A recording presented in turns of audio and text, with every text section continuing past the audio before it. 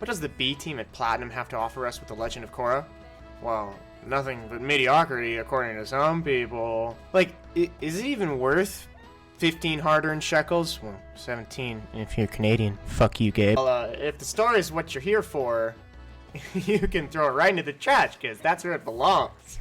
Oh, and if you're some kind of autistic PC elitist who buys games, doesn't even play them, then only proceeds to run benchmarks of said games, then no.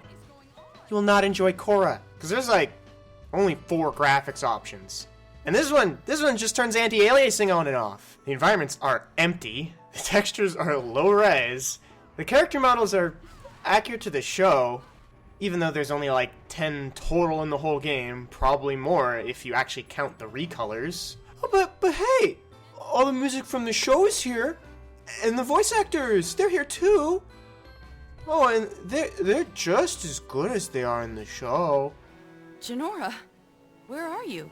I'm with the rest of the family on an airship coming back from visiting Grandma Katara, but I could sense that you were in trouble. You could say that. Some chi blockers hit me with darts that blocked my bending, and I think they're following. Jesus, this animation is laughably bad at some points, but at least it's better than some of the blunders in Book 2. Help me. But after all that I've just said about it, that doesn't mean this game is an unforgivable piece of shit. So in contrast to a majority of popular gaming websites, I'm gonna play devil's advocate and say that Korra is actually a pretty good game. Also, I'm gonna be a little bit biased here because I was gonna like this game whether or not it turned out to be shit. But then, you just wanna find a way to validate your purchase. But then, you just wanna suck up Kamiya. But then, you just like the game because Korra's your waifu. I'm gonna stop you right there because Korra is not my waifu. Plus, I don't have a waifu. I have a harem. And Korra is number 17 on it. Okay? Okay. Anyway, the combat in Korra is its biggest selling point, and if it wasn't nearly as good as it was, I wouldn't even be defending the game. What you get is a bit of Metal Gear Rising and Bayonetta mixed together and somewhat slimmed down to create Korra's combat system. The game gives you a little taste, but after that, you start out with nothing. I'm afraid your bending is blocked, Avatar. And as you progress through the game, you unlock all 4 elements: earth, fire, air, and water. Once you've unlocked all of them, you can chain combos together from any of the other styles on the fly. It works perfectly as intended, and Korra's animations are as fluid as Bayonetta's, which helps complement the combat, making it feel precise and satisfying. While you're beating up the same couple of losers over and over again as you play, the bending discipline that you're using to beat up those losers gains experience and levels up. This unlocks more combos, gives you a bigger health and chi bar, and also just makes your attacks stronger. It feels great to pull off a large chain of combos on a big group of enemies that were previously giving you trouble in an earlier playthrough. And on higher difficulty levels, the enemies don't just get stronger.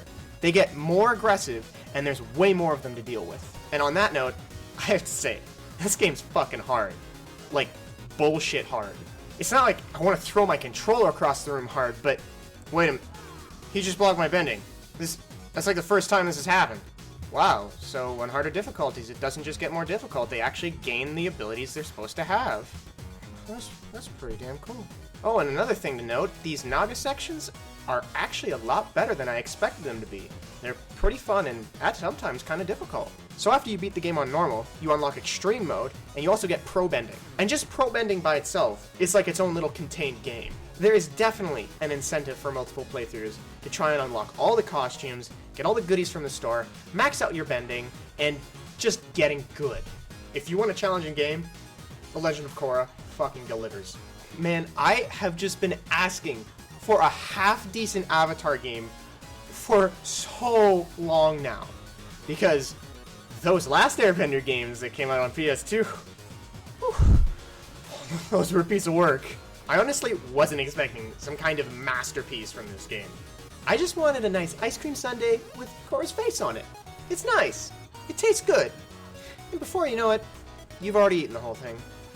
I don't think Platinum could make a shitty game even if they tried to, because this is the worst.